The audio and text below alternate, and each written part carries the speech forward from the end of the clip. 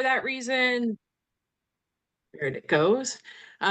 Feel free to keep your video off, but also feel free to turn it on because we don't get together that much in person, and it's nice to see everybody's faces. And then Ben, you're gonna share the slides? Yes. Shuffling a lot. Just get into that. Right. There it is. Okay. There you go. Saying goodnight to my daughter here while I'm trying to also share screen.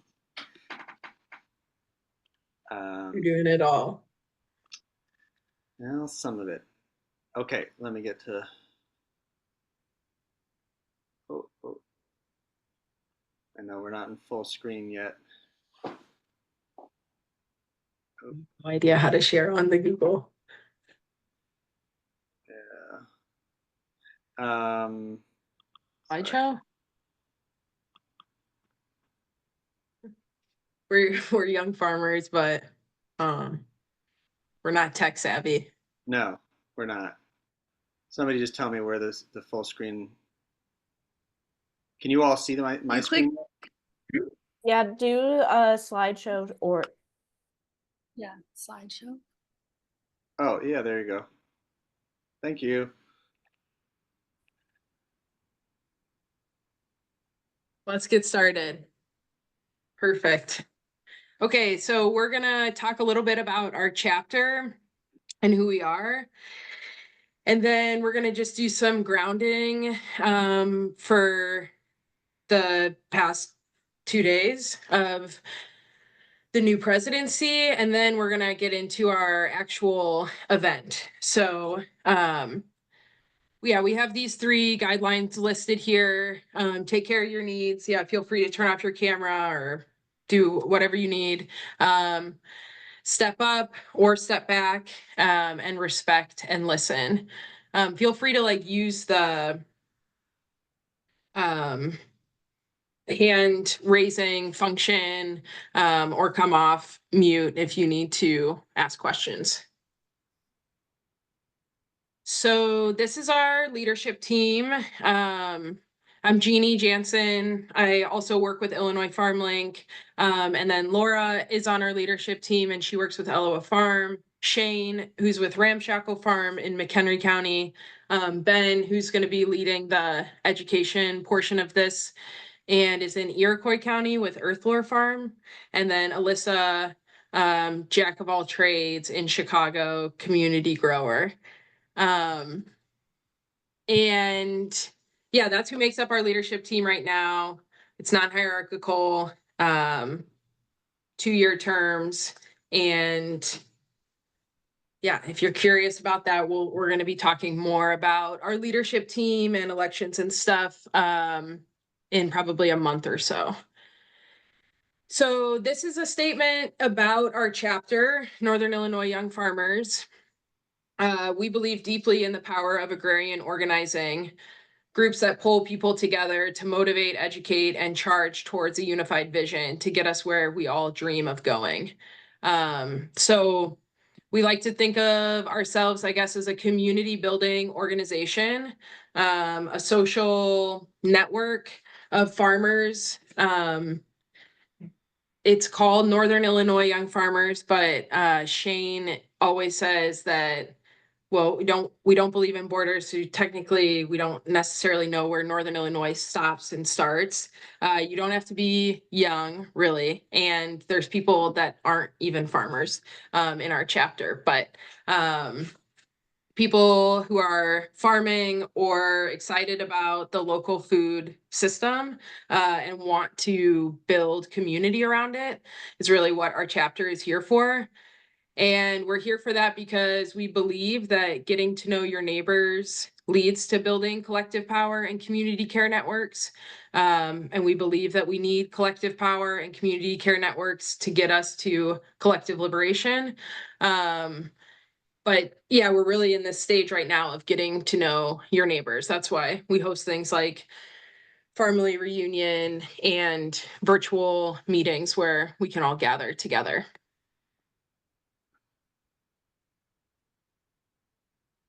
And then we just wanted to put this slide up here for now.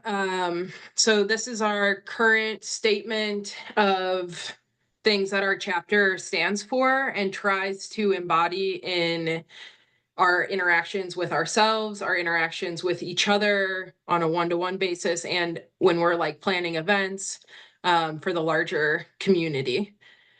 And everybody who signs up for our listserv or attends our events agrees to these statements.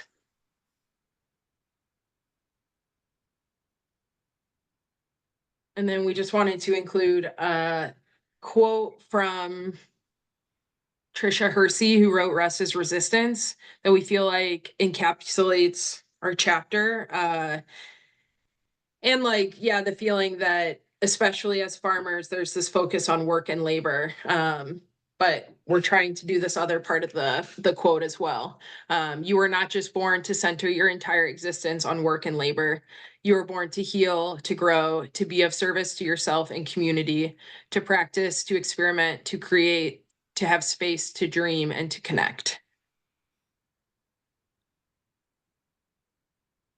And then I'm going to pass it over to Ben to talk about our work in 2024 and then plans for 2025. So we, I will say, like, kind of, big picture, all of us do this on the side of other things that we're doing. And I think we always dream about doing more than we're doing while simultaneously saying what we do is enough. And in that sense, a lot of what we do is made possible by the community of folks that are both here and have come to our other events. And every year is a little different. Last year, you may have seen us at these things. So we had a gathering and a table at the Food Justice Summit. We had a Grange Hall gathering in Harvard. We did a kind of like this, another virtual event centered on self-care and body care.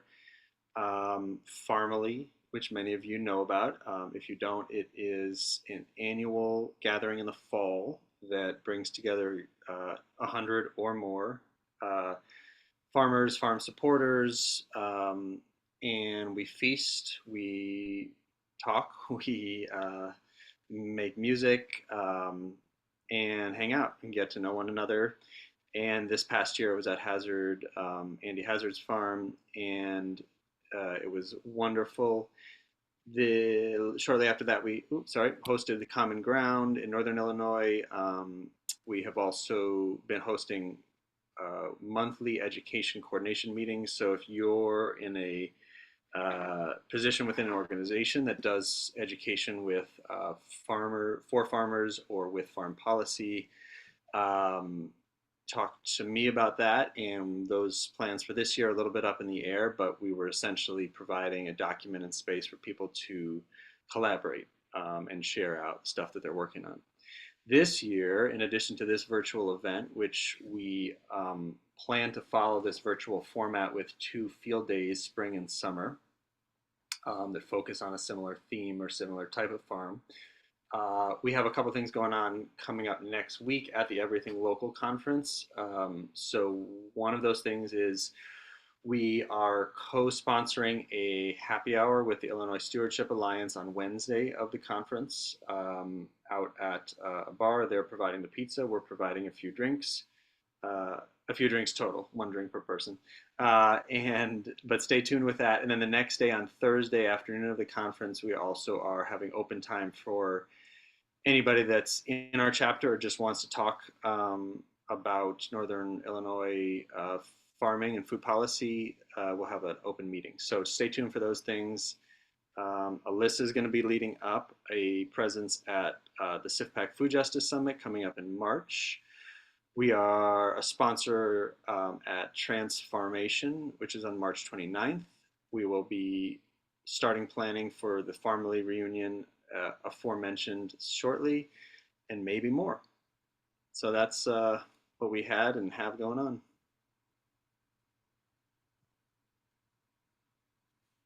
And I guess before we get into our mood setting, and checking in. Does anybody have questions about our chapter or the work that we do, um, or anything else to share?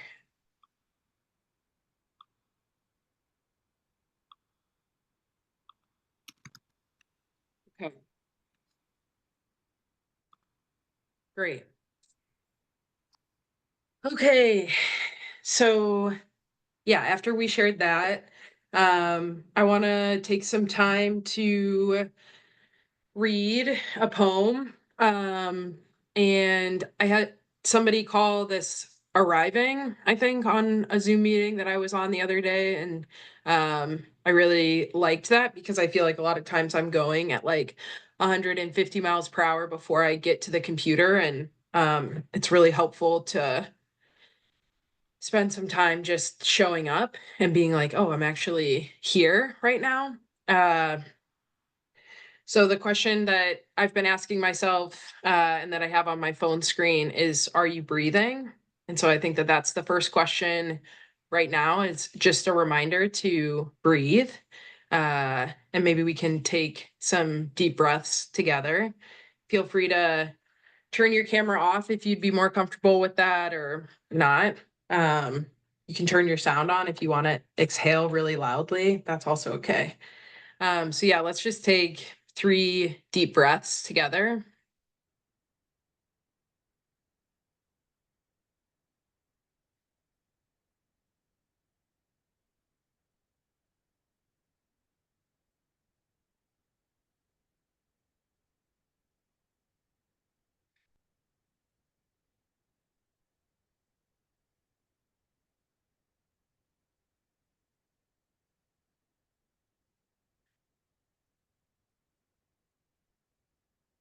And do whatever you need to get comfortable, shake out your arms, stomp your feet, I don't know, roll your shoulders, whatever you need. And I'm gonna read poem by Adrienne Marie Brown that she shared on her Instagram yesterday. And you can follow along at the link because it is a bit long. It might take me like 2 minutes to read, so feel free to close your eyes or follow along. The poem is titled, It is Our Turn to Carry the World. We are each other's safety right now and every day. Decide who you will protect, yourself, your own, and who else. It's time to cover all that we love, land, creature, place, person. Intertwine your roots with mine. In this way, our lives become miracles. There will be strangers, they will become comrades. We will each say our needs. We will learn to let community come closer. Every part of us is a shield. Our words, our trust, our hearts, our bodies in action, and the freedom to think for ourselves. We are the adaptation no oppressor can imagine. Our love is water, form shifting power, river, vapor, life. We flood each other with belonging. We are building our stamina. We dream of the real world. We carry God and see God in each of our faces. Your holiness is not too heavy, not for me. Our attention and courage show us the next stand to take, the next hill on which to hold each other, and if needed, the next hiding place, survive. Our imagination and memory find the wisdom of our ancestors, find our future in the rubble, find the seeds in our songs. We choose our freedom. We keep each other's souls intact. Safer than any cage of empire, we know something better is coming. We are each other's safety. We see each other's freest selves. We will hold on tight, in public, in private, over and underground. And we will never let go. We will never let go.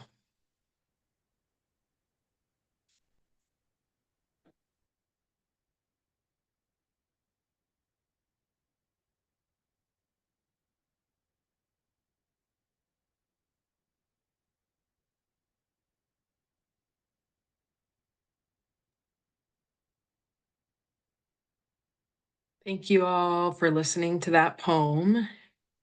And we've got, oh, I guess that the last thing I'd like to say is that about our chapter and the work that we're doing is that we have a listserv of 200 people, farmers in Northern Illinois, who are probably like-minded folks.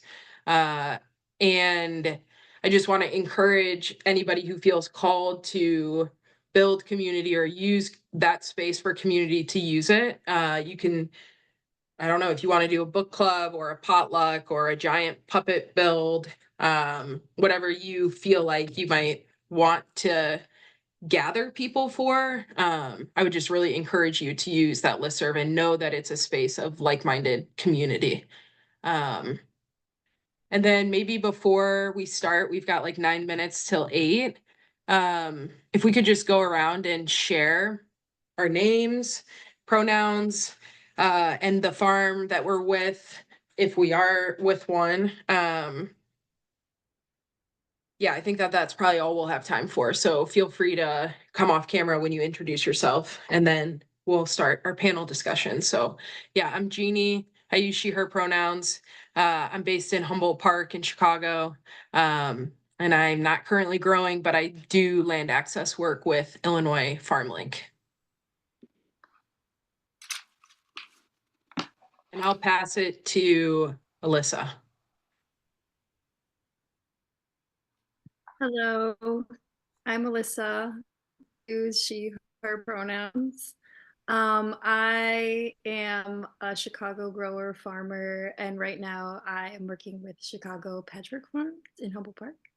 And yeah, thank you all for being here. Grateful to be here. Looking forward to the chat. And I will pass it to Miss Gina Santana.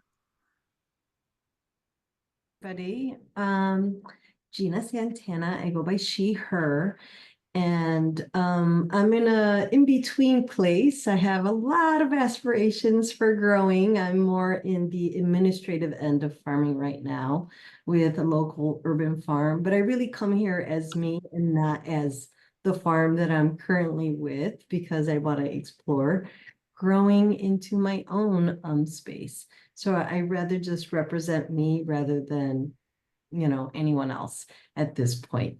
So I thank you for this space and for that poem today, Jeannie. That was amazing.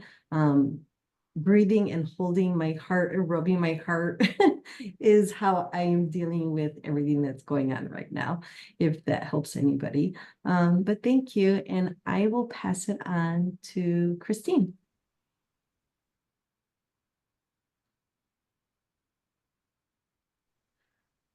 I was messing around with some weird settings, so thank you for highlighting me. I'm Christine. I live in Chicago and farm in Northern Illinois in Richmond. I co-own and operate a farm called Wild Trillium Farm, and I also have other hats, and I would like to articulate that we all come with different hats. So right now I'm coming with my farmer hat on, and I will pass it to, sorry, Jason. Hi, Next person I see. Hi, I'm Jason Sonnefeldt. I run Banford Road Farm. I'm in Woodstock, Illinois. I was in the city in Lincoln Park, but I was commuting back and forth, and it's insane. So now I live out here in Woodstock and farm full time.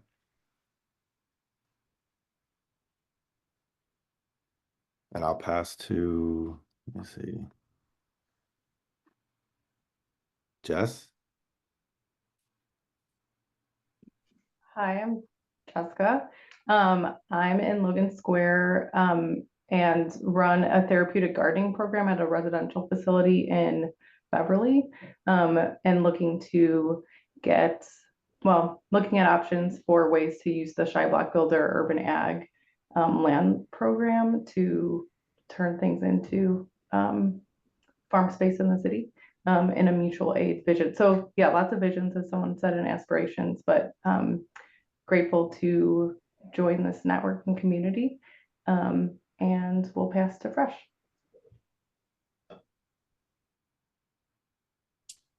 I'll talk about that shy block builder thing in my presentation.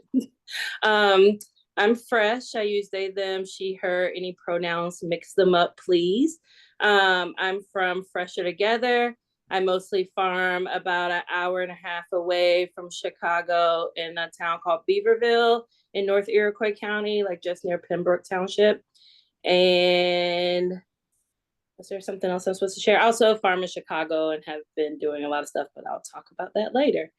And I will pass it to Blake. Yeah, hi. I don't know if you can hear me or not. Good. We can hear you. Thank you. I teach horticulture at the College of DuPage, and I just bought a compact tractor and a tiller so I can prepare lots out here in the western suburbs.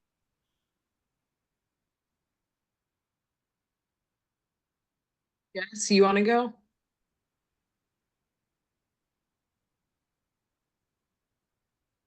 Who did you say, Jeannie? Yes. Okay. I was like, I think that was my name. I'm also Jess. I use she, her pronouns. And I am in Chicago. And I grow flowers with Field and Florist in the city in East Garfield Park. Happy to be here.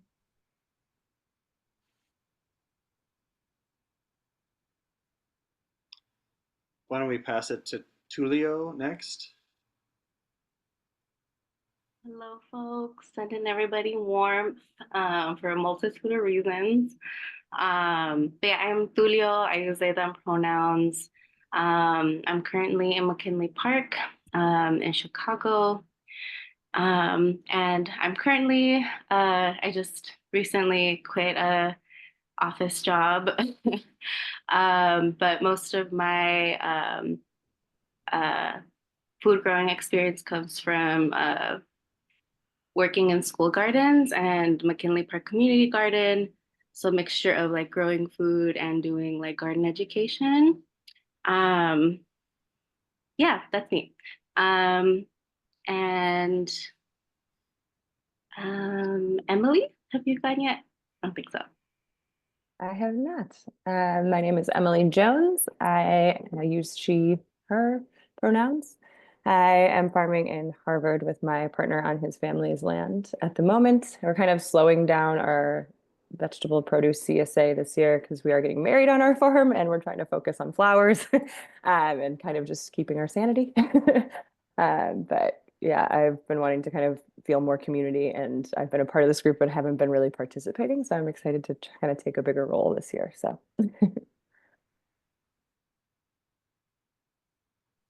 I'll kick it to Olivia. I don't know if you've gone yet. Hey guys, I'm Olivia, she, her, and I just moved back to Northern Illinois after being away for 16 years. I was in Indiana and Texas, and my background's in ecology, but I have been doing herb farming for quite a few years. And so this year I'm working out of All Grass Farms and like a subsection of All Grass Farms in Dundee called the Gold Fern Farm.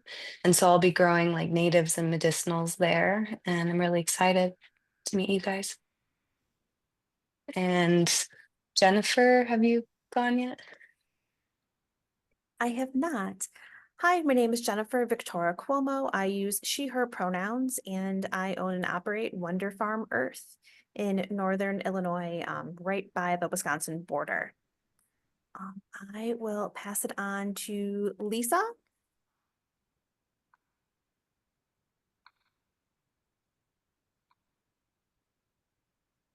Hi, everyone. My name is Lisa Chu, she, her pronouns. I am not a farmer, but I'm a huge local foods advocate and excited about tonight's talk. And I live in Pilsen in Chicago. I will pass it to Grace. Hi everyone, my name's Grace. I use they, he pronouns. I live in Avondale and I farmed in Chicago the past 4 years. at a few different farms, most recently Windy City Harvest, where I was running some farms on the south side. And so I don't have a farm that I'm working on yet for this upcoming season, but still been looking around and applying. And I'm excited to talk with all of y'all. And I'll pass it on to Kylie.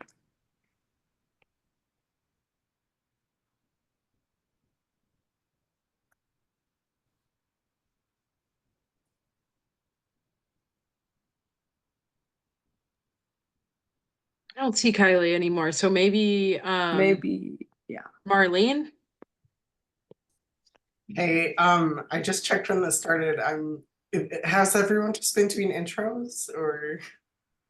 Yeah, just Okay, I thought I missed the whole thing. Okay, awesome. I'm Marlene. I run Marlene's Flower Farm. It's my 3rd year growing, but we all know it takes like a whole season before to plant.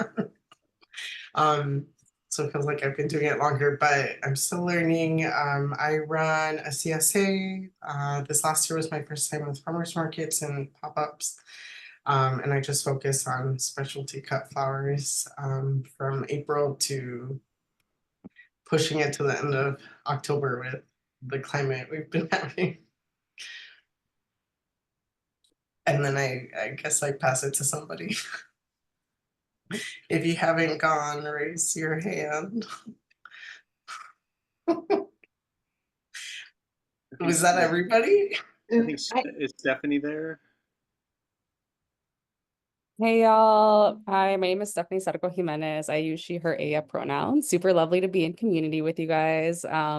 I'm not a farmer, but I do aspire to be a farmer. Like I have big dreams for growing and doing all this wonderful stuff in Chicago. But my other work hat is Chicago Food Policy Action Council. We actually help kind of coordinate some of those events that you heard about earlier, like the Chicago Food Justice Summit post happy hour with Northern Illinois. And y'all are so amazing. We can't wait to do that again with you guys this year. And then also work a little closely with Jeannie and on some land access stuff with the Illinois Farm Link as a part of CIFPAC's like land access kind of goals and aspirations. So super lovely to meet you guys, and I'll pass to whoever is next. I think Robert is the last one. If you're there. Yeah. Hey, everybody. My name is Robert Phillips. I own and operate Chicago Patchwork Farms. And I've been doing that I took over the ownership like 3 years ago. So I'm really curious about what you guys have learned in the first 5 years of your growing experience, and here to learn. So also here to, yeah, I'm just here.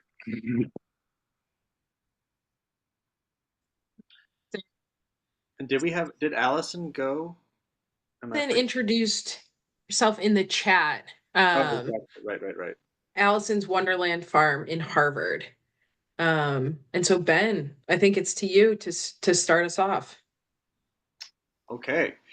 Yeah, and I'm Ben Jaffe. I use he, him pronouns, and I am a co-owner operator of Earthlore Farm, which we are in around the corner from where Fresh mentioned in northern Iroquois County, about 70 miles south of due south as the crow flies from downtown Chicago. And we are in our 9th year of having the land, but kind of the 3rd year of a business that I'm doing that full time. And previously, I was doing work in education and urban agriculture and the nonprofit world for about 12 years with a couple different organizations in Chicago. And so, yeah, I'll be bringing in my own experience running and developing a small farm business as I ask questions to our panelists. And what I'll say is like it's just amazing to hear where everybody's coming from, and it's so energizing to hear the diversity of experiences that are in the room right now.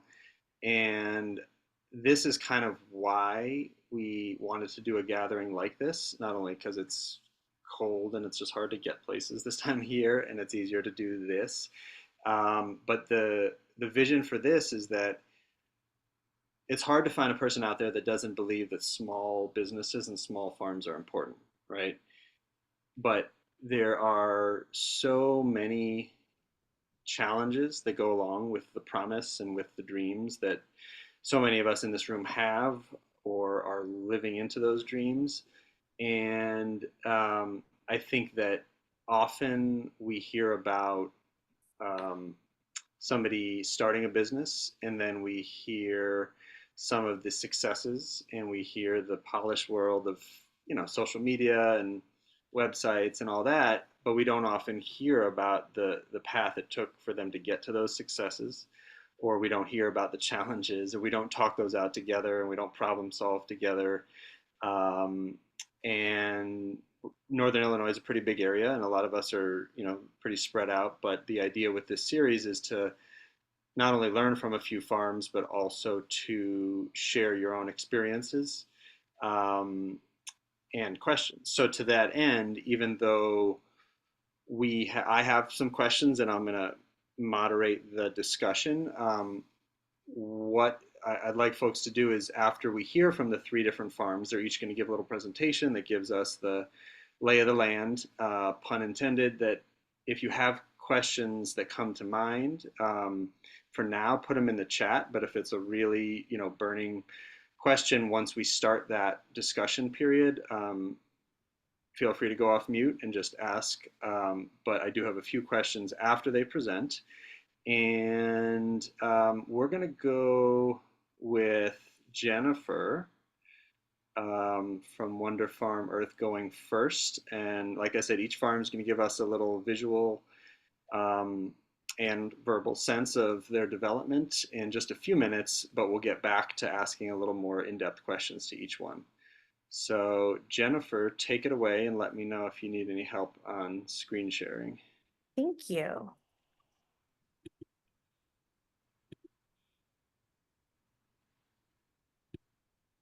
All right, hopefully you all can see my screen. Yes. Perfect. All right, so hello, I am Jennifer Viktora-Cuomo, again, she, her pronouns, and I own and operate Wonder Farm Earth, which is located in very northern Illinois, in Greenwood, right by Wonder Lake is like the big town closest to me for geography's sake. So in 21, my husband and I purchased 7 acres of land and a house on top of that land. And so you can see a picture here of exactly what my farm looked like when we purchased it. It was a house, a pole barn, and a bonus house, which is right over here. You can see by my cursor with this long driveway leading up to it. And we had a manicured lawn. The entire property was just basically lawn, golf course trees, an abandoned lumber lot over here, and then a perennial flower garden. So I do not come from an ag background, and so I knew that we wanted to get into farming and I needed some help with that. So I initially in 21 and part of 22 did the State Line Farm Beginnings program, which was then run by Angelic Organics, which is now Farmers Rising. And it was a 3-part series that I did, which taught me all about growing a farm business and really helped me get a scope for what my vision for my farm was going to be. The biggest thing that I got from them was having a holistic farm goal. So I really wanted to focus on changing all of that lawn into food. I wanted to implement and follow earth-friendly practices. I wanted to continue to plan for the future. I wanted to engage and give back to the community. And I really feel that food should be affordable and accessible to all people. So initially, we planted a single garden plot, planted about 100 trees in an orchard. And then we planted a little rainbow shaped section here of gourds and pumpkins, and then started with about 50 raspberry plants. Just in that first season. Again, we planted those in 21 and 22. Then we tried to just see what was going to happen and learn from it. So we have a lot of trees. A lot of my trees are old, and we've had a bunch of them come down. We also learned that we are part of the Hackmatack Natural Corridor. And so I get deer, fox, all different types of birds. And so we have a lot more predators to our crops than I initially anticipated. Starting in 23, I did 2 farmers markets. I did the Pearl Street Market, which was a every other week commitment. And I did the Spring Grove Farmers Market, which is a one Saturday a month market.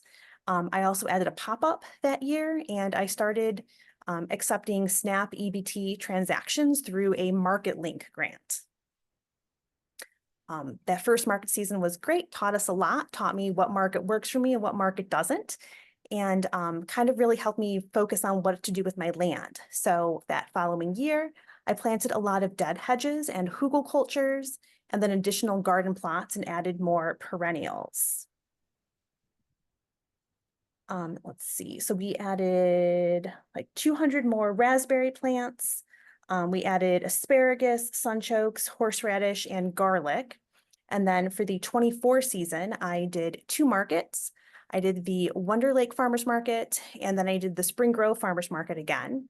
I added 2 different pop-ups, the Maple Fest, and then also a like October market. I also built a farm stand, added that to the mix. And in addition to SNAP EBT transactions, I did the Farmers Market Nutrition Program, which was fantastic. And I would absolutely encourage all of you to apply for that if you are in fact a grower. If the markets that you're at don't accept it, and you can also accept all of those Farmers Market Nutrition Program at your own farm, which is really fantastic. And then also in 24, I started part of the Women and Non-Binary in Vegetable and Small Fruit Program through CAMP, which is a Climate Change Adaptation and Mitigation Fellowship. So this past year, I focused a lot on climate change and how I can future-proof my farm and share that knowledge with other people. I worked with the Land Conservancy of McHenry County to get my land approved for the Conservation at Home program, which was really fantastic. I also am working on a water conservation program. So I'm bringing IBC totes, 275-gallon ones, to my farm to do water reclamation and then use it right direct for my crops. And then you can see here just sort of how my land has changed since 22, that first picture, to now. So you can see there's additional changes to the land, more crops. Where I have the blue squares on the screen are where we're going to have the IBC totes out in the field. Pretty excited about those. We're going to build some do-it-yourself mobile watering units to go ahead and claim that water. So one of them is going to be using a tarp. The other one is going to be using a roof system. And so I've started to gather materials and build those, which is going to be a great change. Let's see, what else did we do? We added 500 asparagus crowns to our property, a ton more sunchokes, and about doubled our garlic production. And then for my goals for this year, I have not done a CSA before, but I'm going to go ahead and do a plant start CSA just to kind of dip my toe into the CSA world and see if it's something that I think I can actually do. I want to be a weekly vendor at a farmer's market. So I'm only going to be doing the Wonder Lake Farmer and Makers Market this season, so I can sort of devote myself more to that. I'm going to implement on-farm strategies for adapting to and mitigating climate change. I'm going to help organize field days for my own property as well as other people's. And then I want to eat more of what we grow. And I want to go ahead and share that information with people. A lot of my customers ask me how to grow and use the different things that I have. Sunchokes, as an example, is not a very common type of produce. A lot of people don't know how to eat it. So I want to make sure I can share those recipes with others. Let's see, what else do I have? So I am the treasurer for the village of Greenwood. So I do a lot to give back to our community. I also am forming the Wonder Lake Area Chamber of Commerce with some other local people, and we are going to be going live very shortly. So there'll be more information coming out to Northern Illinois about that. Yeah, and I think that is about it. Oh, let's see.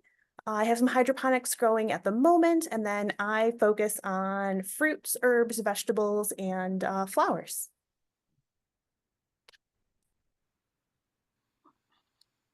All right, so there's Awesome. my name, how you can contact me if you would like to, and let me know when I should stop sharing my screen.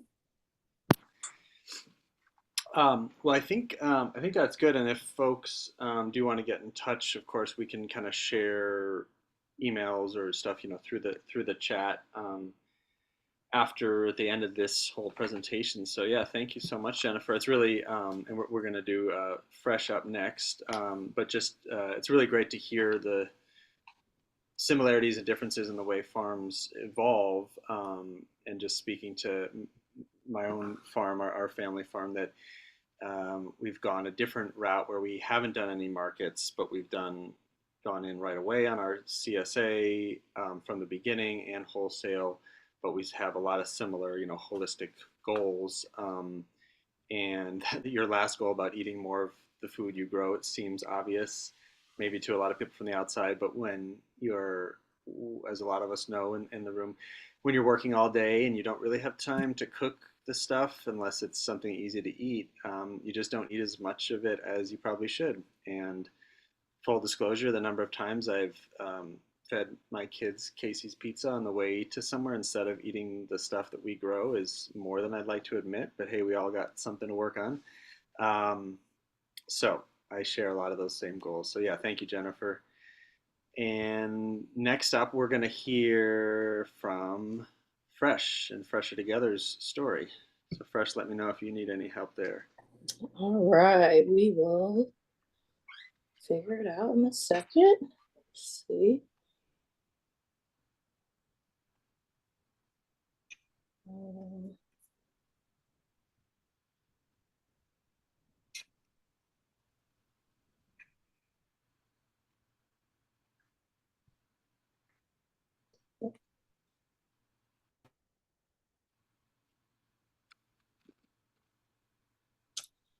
Okay, so thank you. I am, can y'all hear me okay? Yes. Yes. Okay, great. I'm repurposing a slide presentation, so we'll probably skip a lot of slides and just talk about the things that make sense from today. And I'm gonna jump through, but I think what's gonna be the most helpful is for folks to ask me questions or do things like that when it's that time. And I'm gonna just go through a lot of this. I come from grandparents. I am come from grandparents who are sharecroppers. I'm originally from Eastern North Carolina, so I think there's something that calls to me about farming and growing, but that is not my long-term background. I'm a farmer and a chef, and I came here to this area originally for college, which I was studying biomedical engineering and physics. So I am a science and math nerd who has turned into a farmer and a chef. And I started Fresher Together shortly after quitting my full-time job for an urban ag nonprofit in Chicago back in 2018. And then, I developed Fresher Together, and then we started farming kind of at the height of the pandemic in 2020. And so we're a collaborative food and farming project for healing, economic development, training, and retreat. And so we grow a lot of culinary medicinal herbs. We do a little bit of mushrooms, not so much lately, but we grow a lot of what we call flavor foods. So we think about like any of those things that you like to start a dish with: onions, garlics, carrot, herbs, peppers, like all of those things. And then, so we're mostly focused right now in diversified veggies and fruits and things. And we have 4 pillars to our work. So beyond growing, we also do some building, cooking, and healing work. And so all of that comes together, and we think all of those pieces centered in food are really important for our collective liberation. And so our signature product, we kind of went right into something like a CSA right away back in 2020. This was not originally our goal, but it was what was needed at the time. At the height of the pandemic, we realized a lot of our farmers, our peer farmers and our friends were afraid of where they were going to sell. Their markets were closing. They didn't know what they were going to do with their produce. And I have a pretty strong background in like organizing and strategy and fundraising and systems. And so at one point I was like, I want to do a collective kind of harvest, a collective kind of CSA style bag. But I kind of got thrown into that right at the beginning of when we were also building out our farm. And so this is now our signature product. We've been taking some time off for the past 2 years as we've transitioned farms. But we have a BIPOC harvest bag, which is a curated CSA style bag that includes, honey, value-added products, tons of produce and herbs from local and regional BIPOC producers. And so it's always a mix. We also take a lot of the stuff that we grow and turn it into value-added products. So here's some of our stuff, chive vinegar, there's some lavender sugar. We package up our herbs so that they can become more value-added, different things like that. And we do a lot of partnering with other farmers, producers, chefs.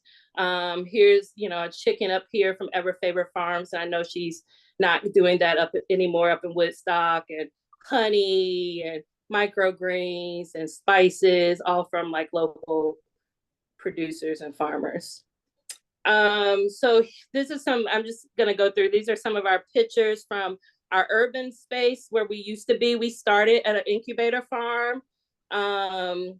And I'll come back to some of these pictures. So this is kind of a journey timeline.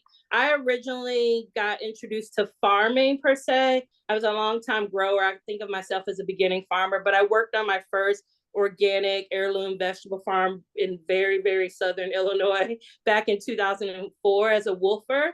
What my farming and growing and all of that had looked like after that when I came back was a lot of community growing, community gardens, stuff in my yard, and then working for a nonprofit that was Growing Power that then became Urban Growers Collective. And when I left that job, I decided that I was going to farm full time and that I was going to make farming my work. And so I did their incubation program that they used to have, and we built out our farm there. So we did that in 2020, started building out Fresher Together Farms. And then eventually we moved to where we are now in Beaverville. And so some of those pictures from before are some of our time when we were on the incubator. I'll show you some more pictures of kind of how that land looked. But these are kind of our time there. We think about our farm as a farm that community built. And so a lot of our work there, especially once we were able to open up that space to the public, the first year was the height of the pandemic. So we couldn't bring anyone on the farm really that first year. But after that, we were able to open up and lots of people came out and helped us build out our farm and do a lot of that work.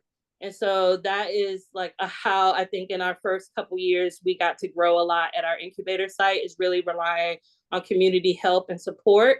And then outside of this, here's some pictures. We also do in our cooking a lot of mutual aid meals and support, taking stuff from the farm and other farms to turn them into meals to get to community members. There's some pictures here of our harvest bags.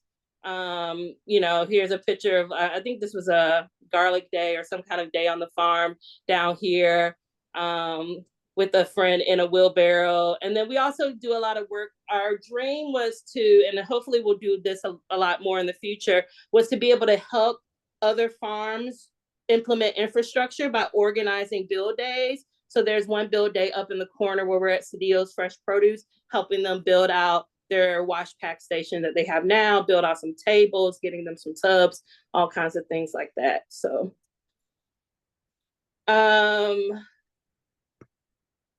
some other stuff in the journey is kind of, we've been back in 2022, we learned that our incubator program was sunsetting, that we would have to move off the land. We were figuring out our transition plan. We took 2023 off from production and started working toward moving out to our Beaverville farm where we are now and supporting other farms in the city. And then I'll talk a little bit about our new farm project that's in Chicago, and then a new farm project that's out in Sauk Village and where we're growing and developing to. But I'll show you a little bit about the farms that we've been in over the years. So here's down in South Chicago. This part where you can kind of see in here, it started off as grass and dandelions. This is part of UGC's big South Chicago farm. And then we built out our farm in this section. So that's where Fresher Together was for the first 3 years. Here's another angle. This is their whole farm, which is about 7 or 8 acres. I know a lot of people on the call are familiar or have or do work there. But then this is kind of where we built out from scratch our farm. And then this is now where we are. So we found on Zillow some land, this bottom part, where we were just trying to figure out what we were going to do and how we were going to be able to afford land. So I just am addicted to Zillow. So we found some land down here. I rode around, checked it out. I saw Ben's farm across the street and I was like, oh, somebody else is out here doing this too. Try to kind of get enough clues, collect enough evidence that this rural space was going to be safe for me. And then bought these couple of parcels because it was what I could afford and figured that we could turn this into our farm. Fast forward, we realized that to get on that land would have had to do a lot more work than we were ready for, putting in a culvert, clearing some trees, figuring all of that out. But then we saw this other piece of land a little less than a year or so later come on Zillow that had a small house on it, which would kind of give us access to being able to live at the space where we're growing. It had this big open back space in the back. So then we were able to kind of get this property. This is kind of what it looked like not very long ago.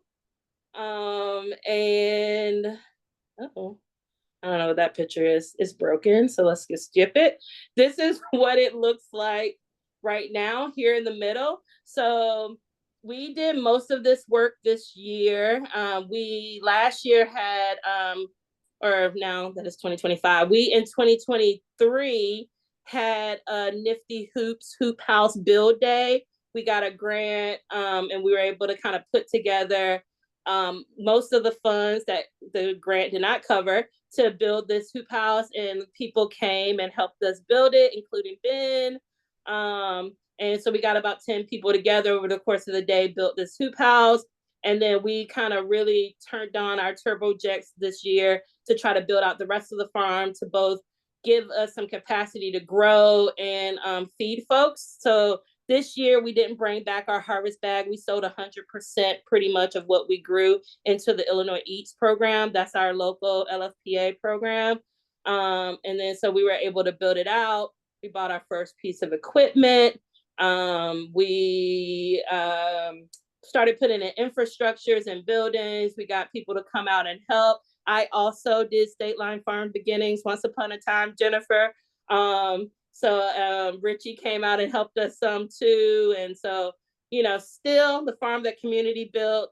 This little gift up here is when Black Trans Fund came out to visit us, So we've been kind of putting this together and also had some young folks who were on the land in residency this year. So this is a picture of them sitting down to eat, and they were able to kind of take a quarter of an acre on this other side that we weren't growing on this year, building out and put in a spiral and do their own experiments and things like that.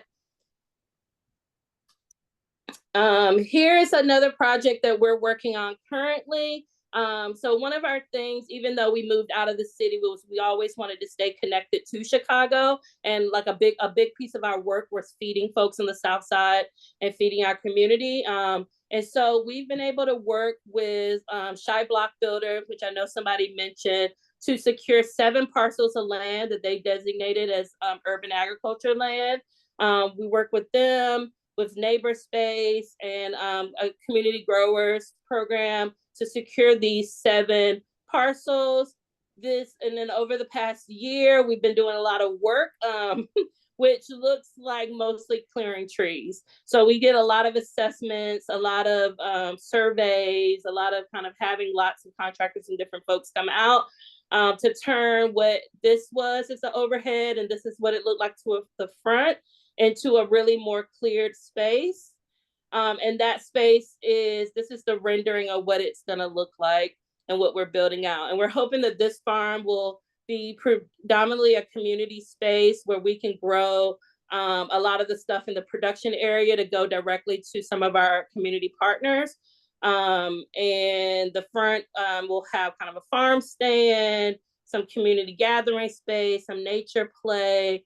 These are some shipping containers that will be kind of some indoor space as well as wash pack and things like that. And then some fruit trees and perennials and different things like that. So that's one of our projects that we're working on. And so far, what it looks like is this is Green Corps. They did a training program where they were able to come out and help cut down a lot of our trees. And we have a back gate so far with like a big sliding opening that is kind of one step. People started fly dumping, so we couldn't wait until all of our water and electric and stuff had gotten in. We put in the back gate. And so that project's moving very slowly at its own pace, but it's actually right across the street from where we incubated. So it's kind of a like come back around story for us. And that's where our city connection will be. And then the last part is this is our future. This is our forever farm. We're working with the Conservation Fund to be able to purchase the final number is about 200 and some acres. The first iteration is 108 acres because we are dreaming of future grain farm dreams and spaces for agritourism and farm to breakfast and spaces where people can come and be on the land a lot. And so pretty soon we'll publicly announce this first phase, which is this kind of part at the top of a farm that we're gonna kind of grow into this year. And then eventually after next year, kind of this whole piece. But that's kind of where we're going. And so what that looks like for us is, and I can answer questions about any other pieces of our operation and all the stuff we are at now, but we think about this space as our forever farm. And what we'll do is eventually move our market garden style operation into this farm to be able to have orchards and animals and really build out a regenerative organic grain farm with a lot of agritourism and opportunities for folks to be on the land, farm stays, and lots of fun stuff. And this is much closer to Chicago, only 30 minutes away. So we kind of foresee it as a place where people can come out a lot and visit and be on the land. And that's it. I'll just mention for us, it's been a lot of kind of taking baby steps. You know, the big land has been the dream to figure out how we can grow grain, how we can grow calorically dense, nutritious food for our community members and give people access to that. But we definitely started with like, what can we have access to now? We've been working a lot of good enough. We make a ton of mistakes, but we get it right a lot too, because we make so many mistakes and we're figuring out and learning from that. And then one of the things that one of my mentors out west, Farmer Mai, tells me a lot is you only get so many seasons. So to get started and to start trying and then just iterate and over it and take your time and just figure, you just keep trying to figure it out. So that's what we believe in a lot. And we are not that great at social media. We try to get help from other people to do that.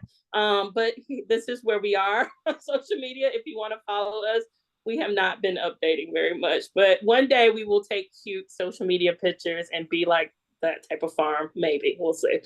So yeah, that's all I have. Hopefully that went quick enough. And then if there's questions, of course, when we get to that part, ask me whatever you want. Well, it's a little hard to update social media when there's so much going on behind the scenes, right? No, thank you so much, Fresh, for telling us the story and everything that's happening. Are there any, we should move on to Jason and learn about Banford Road, but are there any questions right now that are burning? I see Jeannie's stuff in the chat, which are awesome questions, and I have some similar ones. Yeah, you don't have, mine aren't burning. Jason can go. Okay. Yeah, Jason, let's move on to you and learn about Banford Road Farm, and then we'll get into questions after that. Okay, yeah, I think the questions are probably going to be the most relevant to each person, since I don't know, hopefully I can just make it quick and we'll go right into questions then. I'll try to keep it at 5 minutes or less. Sure.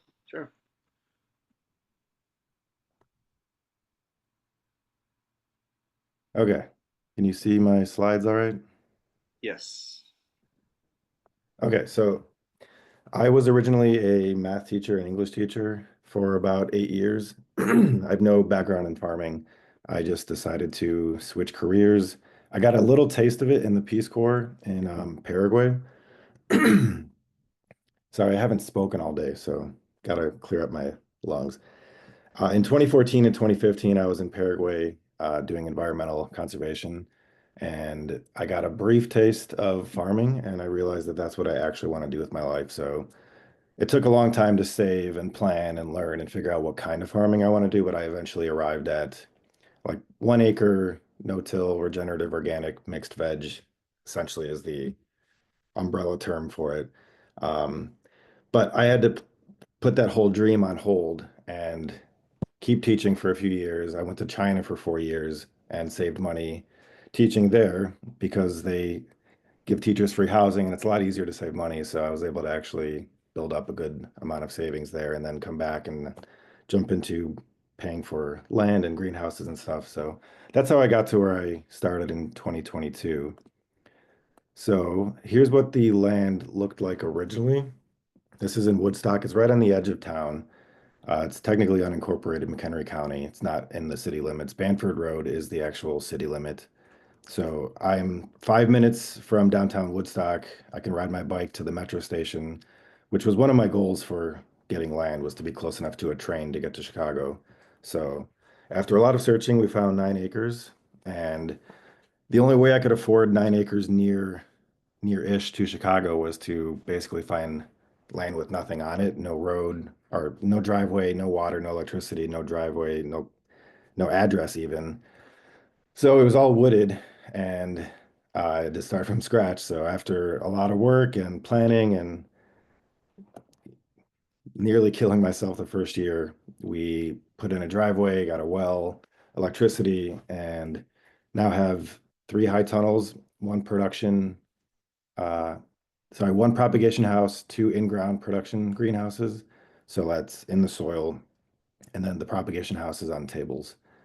But everything you see here is the entire farm. That's 1 acre carved out inside 8 acres of woods. That's on purpose because I'm bordering some conventional farms to the north and the east.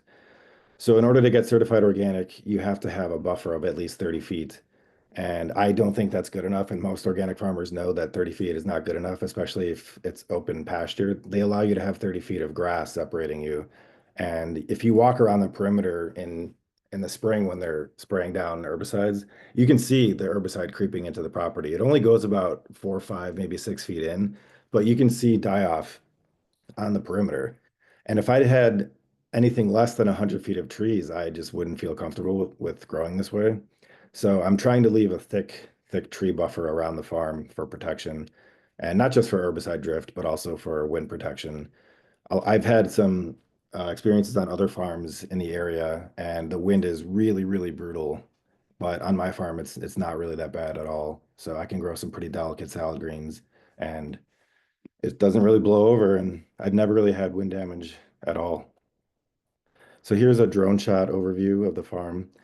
I pretty much stick to 50-foot beds, 30-inch 50-foot beds. It's kind of an industry standard in the human scale farming industry. Um, a couple are a little shorter. Like I have this flower section on the left and the bottom left. The beds are a little bit different in length, but most of them are 50 feet. Inside the greenhouses, they're about 100 feet. And I started in my first year. This was all, trees. So I had to pay somebody to come and mulch the trees. And he plucked out all the roots, and then we just had bare dirt. And in order to keep that from washing away, I laid down a tarp across half the field to kind of keep it covered while I was building beds on the other half of the field. And I did one pass with a tractor, which is actually not enough. I didn't study tillage farming enough to actually understand how to properly open up new land. I tried to do as minimal tillage as possible, and I didn't do enough. So I ended up with a lot of big chunky clods, and it's really difficult to farm with big chunks. So I just blanketed the beds with compost and kind of grew on top of those clay clods the first season. And then my second season, I got a BCS walk behind tractor and used a power harrow, which is vertical tine tillage. And it's a much better step away from regular horizontal tine tillage. And I also think it's beneficial because it doesn't invert the soil layers. It keeps the compost on the surface and it keeps the clay down below. It's not really helpful to put clay up on the surface. It doesn't have good tilth for direct seeding, and it's better to have a blanket of compost on the top. So with the BCS walk behind tractor, it's not even a tractor. It looks like a glorified rototiller. It's really like a lawnmower. But I used that in year 2, and that dramatically improved those clay clods underneath without bringing them up, but it did break them up down below to improve root penetration and soil infiltration. And the results went way up. I remember my first season, my parsley and kale were really, really sad. It was painful to harvest it. And then in the second season, it actually looked like a marketable crop. And now in the third season, it's starting to look a little more professional. Let me see. So this is our market display, and we try to stack it up as high as possible with as much color. It really draws a lot of eyes onto the stand. And we get compliments all the time on how nice things look and how much effort we put into the display itself. And I think it definitely makes a difference in sales. We sell out most weeks. I struggle to produce enough because there's just so much demand at the markets. And there's another display. This is in November. So even in November, we're still cranking out quite a lot of food. And sorry, my phone's ringing.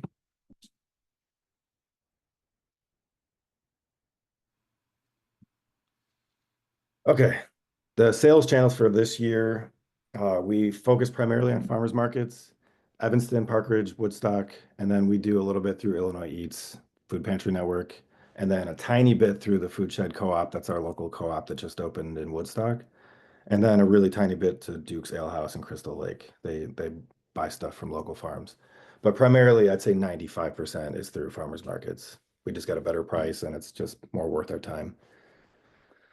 So here's a little glimpse inside my high tunnel for the fall winter crops.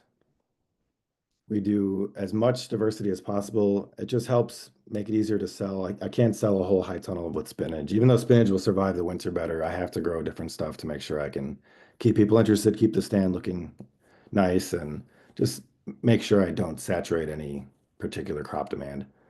And on the left, I have Asian and mustard greens. The second bed from the left is overwintered carrots. That hedge, that thick green lush hedge is dill. I actually was able to push the dill into November because this house is heated. Normally dill would die in October. But behind that in the far back is giant Japanese red mustard. And then 2 types of lettuce mix in that mixed bed there. And then arugula next to that. And then spinach next to that. And red Russian kale on the side. So that's just one high tunnel. There's another one with another mix of things, but I don't have a photo with me. Anyway, that's the general overview of my farm. This is how I manage employee communication. It gets really complicated when you're not doing it yourself anymore and you have people helping you. At the peak of the season, I have 3 to 4 employees. So the best way for me to communicate is just putting things in writing. Every bed in the field is staked with a number. And so I have a map on here that has every single bed identified. And so there's never any confusion about which bed should be weeded or harvested or planted. It's very clear. I just highlight the bed on the map and then put some notes in the bottom left corner, any fertilizers or compost or broad forking that's needed. And then a summary of the process is also on there too for the new people who are still learning it. So it's just a reminder of how things are done. So I've found that using this helps prevent myself from having to lose my voice and repeat everything a million times. So putting it in writing helps, especially if somebody's still trying to figure out where everything is on the farm. I've worked on some farms where things are very kind of all over the place and disorganized. And as a new person, it's really difficult to figure it out, especially if you're new to identifying crops. You don't even know what a new broccoli crop looks like, let alone like where to find it in the field. So if you're just told to go find a bed number and a section number, you have a much easier time finding it. And that's my contact info. We can jump right into questions. Maybe we can start with Jeannie's questions unless somebody else has other ones. I'll stop sharing.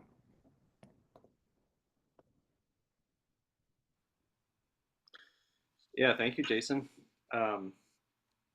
It's really cool to see. Originally for this panel, we were trying to get a combination of market farms that had livestock and but it's really cool seeing 3 market farms that all have a lot of similarities, a lot of differences, both in development, growing techniques, ways that you're each marketing things. And one of my first questions is in the same line of Jeannie's, which kind of does get at the way that your farm has developed. And I guess I'll just put this out there, whichever three of you want to jump into this. And so, the question is kind of, what has been your farm's approach to funding the establishment and growth of the farm business? So have you taken out conventional loans, mortgage, received help from family, friends, received grants, and or funded things from savings? And I think that some of you did touch on these things. We heard about different grants and programs and people saving up. And I'll put that out there because I think Jeannie's question did get at kind of have you worked with FSA for loans, community source funding, off-farm income, and I'll say briefly just that I worked with a farm consultant at one point who said something like 95% of farms, maybe even a higher percentage in the U.S. Have off-farm income that supports the operation, especially in those early years, and even multi-generational family farms. And that's just part of the reality of a business in its early years, and especially a business that's subject to Mother Nature. So I'll put that out there. Talk about your approach, and any of the three of you that want to take it. I can start. I'll say right now I have off-farm, like W-2 off-farm income. I didn't for my first few years when I was incubating, but I did like really diversify how our farm took in stuff. So like, speaking gigs and joining like community groups that also paid to talk about farm stuff, or even like small things that add up, like speaking at State Line or doing stuff like this or things like that. And then we also, our cooking part definitely helped the farm. So like just having, like we had this diversified thing pretty early on. But one big thing that carried us in those first few years, well, I'll say two things. One, my partner has always had off-farm income. So like for me, I think what made it possible to not have off-farm income in the beginning was not having to worry about some of the stuff that my partner could carry. So that was a big thing. But we went hard on grants. So like in our first few years, we got like several $100,000 in grants. We just now financed something for the first time, and that was this year. I don't think loans are like something to avoid at all costs. I was just kind of afraid of it at the beginning. But I think because of Illinois Eats and some of that stability and getting to the new farm and needing a little bit more equipment and things than we had, we financed that mini skid that was in the picture. And so that's the first thing we took out that was loan based. But when we started out between grants and we charged, now it's kind of normal, but when we charged for our like collaborative CSA, we charged pretty high. And then we did a lot of different diversified ways to try to sell those so that we could still give them away to community members that needed us to give them to them for free. So we went hard on grants, and grants I think will always be a part of how we do our funding. We haven't taken advantage of any of the USDA, QUIP, any of those grants yet. That's what we're trying to do in this next phase, is start kind of taking advantage of some of those types of grants too. Cool. Okay, I can go if that's all right. Okay, so I got a loan from Compeer. That's an agricultural lender for our region. And I didn't know about agricultural lenders until like a few years ago. It's a lot easier to get a loan through them than a bank. They're willing to finance land when banks usually are not as anxious to do that. So, and they're comfortable financing small pieces of land for a small farm. So, they also gave me a better rate than my credit union. I was kind of surprised. So I got a loan for the land, but everything else I pretty much just paid for from savings, just from teaching for 8 years. So, um, oh, and then I did get an NRCS high tunnel grant for one of those in my second year. But other than that, I just used savings. And we had off-farm income just through the first winter, like winter of 2022, 23. And then ever since spring of 23, we have not worked off the farm. We've had just full-time income from the farm, and that's been sustaining us the last 2 seasons. It's been tight in the winter, but now with the second winter production high tunnel, we're able to make money through the winter, and it's now year-round stable. That's amazing. Yeah, Jennifer, what about you? So my farm so far has been predominantly self-funded. When we purchased our farm property, we did get a traditional, just like home buyer loan through my husband's work credit union to purchase our home, which included all of our land. And then everything else has basically just been us purchasing it or family doing it. I have applied for some grants. I have received some grant money. I have not worked with the NRCS. I've talked to them. Nothing has really come of it, so I haven't pursued it too deeply. But yeah, just mostly self-funded. But so I've been working at a very small scale. So just each year doing a little bit more, doing a little bit more. And then I do not have an off-farm job, but my husband is fully employed off-farm. So I have a little bit of a buffer from that. Thank you, Jennifer. Yeah. Something like of the businesses that, in quote, across all industries, not just farming, that fail, I was seeing 82% of those, the reason is cash flow. So there's plenty of other things that can come in place, but that, speaking from my own experience, is extremely hard to have an even cash flow when we live in the climate that we do, right? And you have to make that income for 12 months in 6, and like Jason was saying, a second high tunnel can make a huge difference. And I know we're getting short on time. I really want to save some time for audience questions. I'm going to put one thing out there that if you feel moved to provide an answer, go for it. It doesn't need to be all three. It could be all three. When we start an endeavor, we all know there are going to be challenges. We just don't know the true extent of them. So tell us about one, maybe two major foreseen or unforeseen challenging factors that have, factors that have made the development of your business more challenging, to be repetitive. So one or two things that you knew or maybe didn't know, and kind of what those were, whether they're big or small things.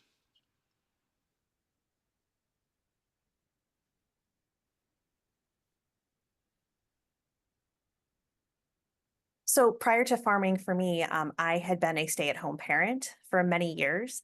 And so I knew starting the farm gig out here that I was going to have to be much better with time management and really work on work-life farm balance. And so I knew that would be a challenge. It has continued to be a challenge. And then additionally, I did not think interacting with the community would forge such strong relationships. And so I did not anticipate being asked to do so many things like being a market manager for one of the markets, doing all of their social media things, taking over basically one entire market for a while. And then also just different relationships with the community, being a treasurer for my village, farming other projects. So those relationships are great. They really help me establish connections with customers, but they also take a lot of time and kind of force me to prioritize what I can do on and off farm.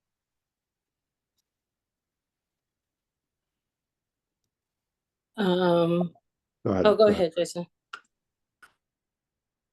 Okay. But my challenge was, so my first real farming experience was in California, an hour north of San Francisco. And their climate is very, very different, and it's a lot easier to grow year round there. And then I took a course. It's the Never Sink online farm course years ago when it was cheap. It's very expensive now, but I got in early and it was cheap back in the day. And it's a lifetime membership, so I still have it. But he's the same climate as here, but his soil is already pristine, and a lot of his tools and his spacing and all of his all of his systems work well once your soil is already great. But if you're not ready for that in the beginning, like my soil was terrible. We had less than 3% organic matter and it was just dead clay. And it just was impossible to use the spacings that I tried to learn from Neversink, and to try to push lettuce late into the field, late outside, like in California, it's impossible. So I've really had to learn how to time the season with row cover and with the greenhouses and with a heated tunnel and unheated tunnel, and knowing what to grow and which part of the season in order to actually be producing year round. But after 3 seasons, I think I've pretty much got it to a stable level, not like mastery, but yeah, it's been a lot of trial and error with this climate. Yeah. I was gonna say one for us is we tried, we made a lot of mistakes in the past around staffing and employees and trying to get that right. And, you know, not being ready or not having enough stuff set up to take folks on, and wasting a lot of money and not having, you know, a lot of good systems or kind of like employment management kind of skills, so to speak, in a certain way, specifically around farms.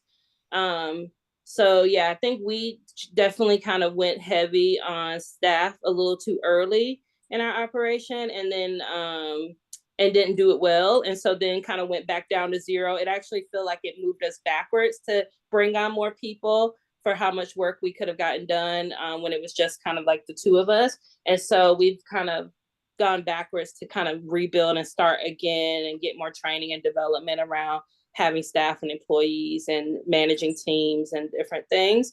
And so, yeah, we kind of did that wrong. And I think that hindered our growth and how our farm moved forward a bit too.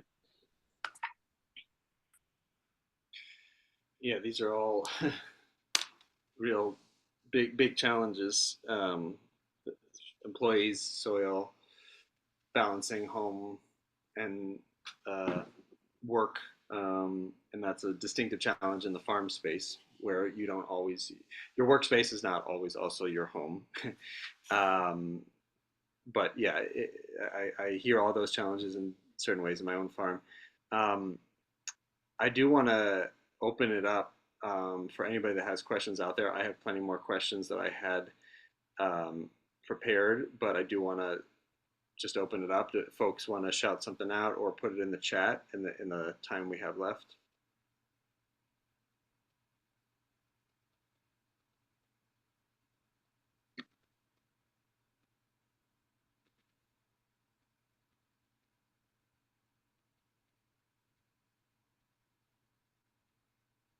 There's sobering statistics out there while you're thinking. I think we all have this like balance between the hope of the work that we do in building farm businesses, providing good food to people, and we all know friends and other farms who had a lot of promise and then stopped operations, right? And that's, I think, a lot about kind of what makes the difference between an operation that has the not just environmental but the financial stability over time. 50% by year 5 of businesses all across industries are no longer in operation. And by, I think, year 10 in businesses, it's something like only 35% of businesses are still operating. So I just think a lot about, you know, all these different approaches and grants and crowdsourcing and spending wisely and saving and self-funding and all these things that prevent against what I've seen some farms going into a lot of debt and not being able to get out of that hole. And one thing that you each talked about, I know we're getting close to time here, is the way your infrastructure developed. And even though farming is principally in the soil, we all know that infrastructure is really important. I'll just put this question out there, which is, if you could go back to your beginning, which is just very recently, but still a few years back, more for some of you, would you develop the infrastructure differently, or do you feel that you prioritized the development of your infrastructure, which in each farm, of course, is very different, do you feel that you prioritized it well? And what like kind of what advice would you give to folks that are just starting out or thinking about doing this crazy thing?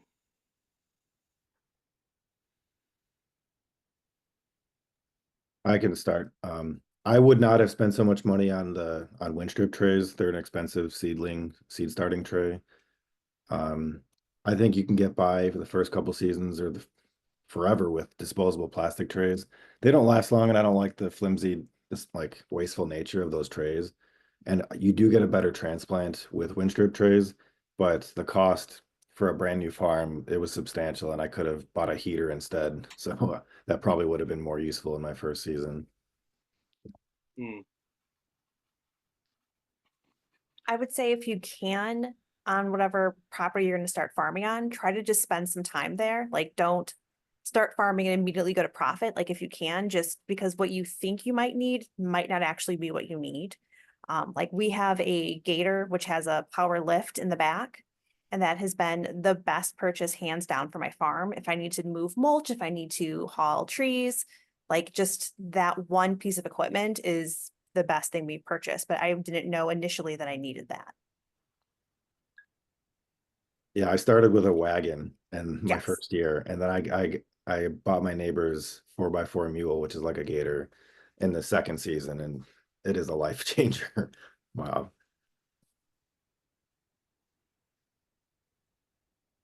One of the things I think about infrastructure for us is that when we were not on our land that we knew would have long-term access, we put in a lot of things that we could not take with us, you know, and like invested a lot just from cost of the program to building up the soil to like all of these things in a very short-term space. So I think some of that I kind of looking back, wish I would have done some strategic thinking around like, this is not a long-term space for us. Like we'll have to leave soon. Like, is this a smart investment to think about that? The other thing that I think we did, there's some things that we didn't do well on infrastructure, but one thing that we did do is borrow other people's equipment and try it out to see if it was worth it for the investment and if it would make a big enough difference for us that it was worth purchasing or renting stuff. And so like I wish like even back at the beginning I knew that I could rent some of the stuff that we might have purchased because like being able to rent it and use it for like a day or a weekend or something like that made a big difference where I might not needed to make that purchase and let some stuff kind of, you know, die over time or kind of depreciate over time. It would have been easier to just rent some of the stuff. Yeah, very much second that. And yeah, I'm gonna pull up this thing, and as I do that, just Jeannie put some stuff in the chat here for those that do need to go. And one thing I'll say from my own farm briefly is it's a very small thing. A lot of farms have those, but the more you can automate certain things, roll up sides that are connected to a controller and automatic irrigation in a propagation house are a couple that come to mind. But I'm with that, what Fresh said about just having, that's the wrong thing, having access to things that you can not necessarily buy outright. And yeah, Jean, you put a couple things in the chat. I know we're after 9 o'clock, and if there are other questions that are out there, feel free to shout them out. But we want to thank you all for coming. If you do need to go, we totally understand. And we put a couple things that are in this document here that I'm trying to pull up. You guys are looking at my Zoom screen, right? Yeah, it's not working.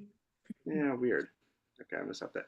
Well, we have just a couple ways to follow us, whether it's on Instagram. We have a website and also joining our listserv, and that is in the chat. And stay tuned for other events, of course. I do want to share this thing that I got to do a screen print with an artist down in Hyde Park yesterday. This is a Dr. King quote that I hope you can see that. Is it backwards for you? Okay. It says, what we must walk on in the days ahead with an audacious faith in the future.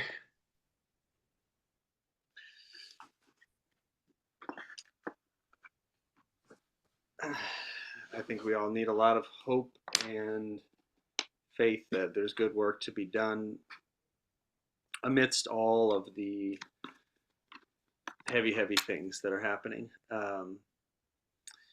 But it's really lovely to be in community and talk about positive things as well as acknowledge the larger context. So I'm going to hang out for a few more minutes. If there are other questions that are out there, feel free to shout them out. I'm looking at the chat now. Anything else though that's on folks' minds right now? Yeah, one, Blake is still here. How did you get your CSA started?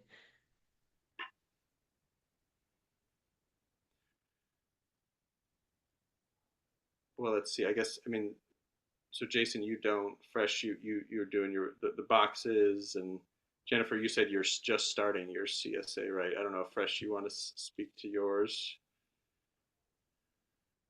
Yeah, I started by well, one thing that was a little different about mine is I noticed that sometimes CSAs can be stressful if you're only putting it in from your farm. But you know, if that's the kind of model that you have, and you wanted to do that kind of right from the start, you know, that what I did was just start with my network. And so I put it only out on like my Facebook, I think it was when I first did it, just asking friends and folks who might be interested. And then from there, it kind of grew and spread, and people just shared it and different things and started posting it more. But to start with, I just started sharing. And in our first year too, when we were doing it, I made it very limited, and I didn't even have it completely structured as a CSA where people prepaid. The first year we did it was I was like, I have 20 bags this week, like first come first serve, like, you know, go online, order it. I think I was using Square, like a Square site or something, and people would just order those 20 bags and come pick them up. And so for the first year I did it like that, and then the next year I kind of expanded on it. But I just started at 20, sometimes a little bit more bags, and then had enough for staff to have bags and things like that. And then just grew it over time is how I started my first year. So I'm going to start a Plant Start CSA this year. And so I decided to go with Plant Starts because I only need to have the start. I don't have to then cultivate that into actual produce. So it's a smaller time commitment for me. And then I thought I could focus more on my own farm of planting those starts that were left over, because I feel like I have so many people that want plant starts. I took a couple Zoom calls on starting a CSA, which were run through Farmers Rising, like specifically on how to start a CSA and on a Reco ring. I think the farmer that did the Reco ring was Victory Garden Farms out of Wisconsin. I believe she has now stepped back from farming and is not currently doing that, but Reco rings are a great thing to look into. So I'm kind of basing a lot of how I'm structuring my CSA off of that. So I don't have a CSA, but I'm considering it in the near future. So in anticipation of that, I've been collecting emails at the farmers markets just for my regulars. And being at the farmers market is a really good place to start because it shows your product to the community. People get to know you. And then you can start to feel out how much demand there is for your stuff. And then if there's enough demand, if there's enough people on your email list, if you decide that you want to start a CSA, then you have the option. You can send out an email, see how many people are interested, and then either launch it or not. So, but to go right into it from the beginning, I would be afraid to do it. It's a lot to take on in the beginning. So the farmers markets are very forgiving. Whatever you have that week, you just bring it, and that's it. There's no obligation. So that's why I started with farmers markets. But I might try a CSA now that I'm getting more established. Yeah, I do think it really depends on kind of where you are and what the farmers markets you might go to look like.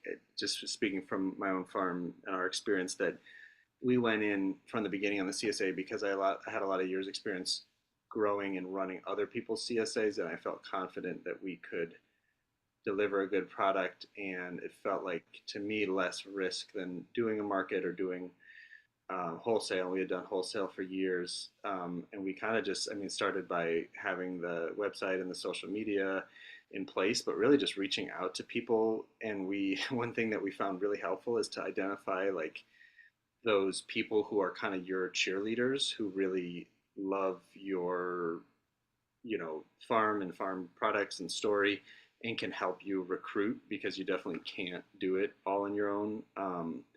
That being said, the CSA is also a lot of pressure, and there's plenty of times when I wondered why we were, committing in this way to friends and friends of friends.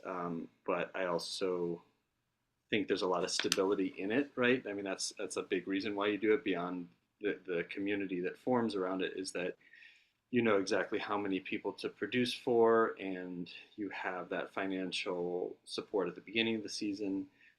But yeah, I definitely don't recommend it if you haven't run one before for, say, a different farm, or if you don't have the growing experience to produce the stuff consistently that people want. And we also started really simple with an every other week box for everybody at one price, and we did A group, B group alternating for the 20 weeks or so. And like Fresh was saying, we bought in stuff. We also bought in fruit every week from other farms. When we didn't have our melons, we would buy in certain crops that just over the years I knew it didn't make sense for us to grow. I still don't try to grow much in the way of broccoli or other crops that tend to be very susceptible to pests and other things. But yeah, that's our experience.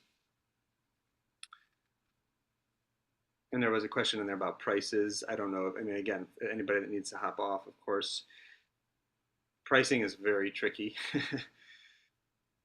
I'll say that from my own experience. And it really depends on your market. If you're at a farmer's market, you don't want to undercut or be the person who's raising prices up. But yes, input prices have gone up over the many years, and that's a tricky one to make things affordable and also not be selling yourself short, essentially. The seed prices, they are expensive, but I think it depends a lot on, to me, it's a negligible cost because I have a pretty reliable germination chamber. And so every single seed is going to germinate. And even if I'm paying 50 cents a seed or $1 a seed for some tomatoes, which is the case, and it's crazy, I know it's going to germinate and it's going to go well. So it is pricey, but I find that as long as your propagation infrastructure is good and your potting soil is good, germination and tables are good, the seed cost is not going to be an issue. It'll produce. But if you're having issues with anything else, then yeah, like if you lose half a tray to poor germination or like unhealthy transplants, then yeah, that seed cost is going to add up fast. Yeah, so I soil block. So I don't use like traditional like plastic seed trays. So when I noticed that the price for different containers were going up, we stopped putting my seedlings and stuff into containers, and I just started bringing trays of soil blocks to the market and just being like, great, all my stuff's in soil blocks. I'm not charging you the cost for a container added into my cost. I'm just going to sell you this actual soil block. Here's the tongs. Here's a container. I'll toss it in for you, because it was a lower cost for me, and just explained it to my customers. And then it started a great conversation about, I custom make my soil block mix based upon what type of crop I'm growing. I can spend a lot more attention to detail on each individual type of crop because of that. And because of that detail, the cost goes up. So people are willing to pay for those details.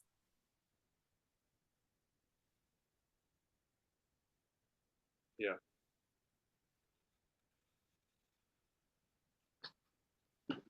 Selling, I mean, it's not so much selling, it's just telling your story, as you yeah, we raised our prices a little bit on the CSA, but we also put out a survey after 2 years ago and asked people about how they felt about the price, and we had a lot of people saying, "I think you can charge more." Yeah. And, you know, and I don't. I think we all don't want the price of produce to get to where it feels like a lot of us feel about buying a latte, where it's like you can't even you go in and buy an $8 latte, but you can buy a $5 gallon of milk. You know, it's like, but you also need to run a sustainable business and price something accordingly, which is why programs like Illinois Eats that are getting produce into great places and giving pretty good wholesale prices. It would be nice if it wasn't expiring at the end of this this season, right? Yeah. I would also say different markets can charge a different price. Like I can sell the same item of produce at one market for a lower cost than I can sell it at a different market. So just being aware of your customer really does factor in. Yeah, I have no problem charging high prices. My stuff is not easy to do. It's backbreaking work, and I'm sequestering carbon just to feed you lettuce, and so I'm going to charge more for that. Yeah. Yeah, that's what I was gonna say too, Jennifer. Is definitely you don't have to charge everybody the same price for the same thing. So if you want to make your food more accessible to certain spaces or certain communities, you can charge less there and you can charge more at the other markets for sure. Yeah, and if people want to pay, you know, rock bottom prices, there's plenty of grocery store options available, but that's not my mission. My mission is to grow better quality stuff, which has a higher price. So it's just part of the business. Yep. Yep. Well, there's a lot of questions and shop talk that are always on my mind, but I also know it's getting late. Any other folks want to ask anything kind of before we all sign off?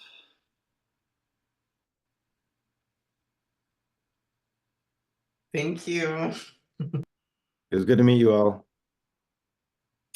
Yeah, thank you so much to everybody for being here, and especially to Jason, Jennifer, Fresh for sharing your stories. I'll follow up with you guys pretty shortly.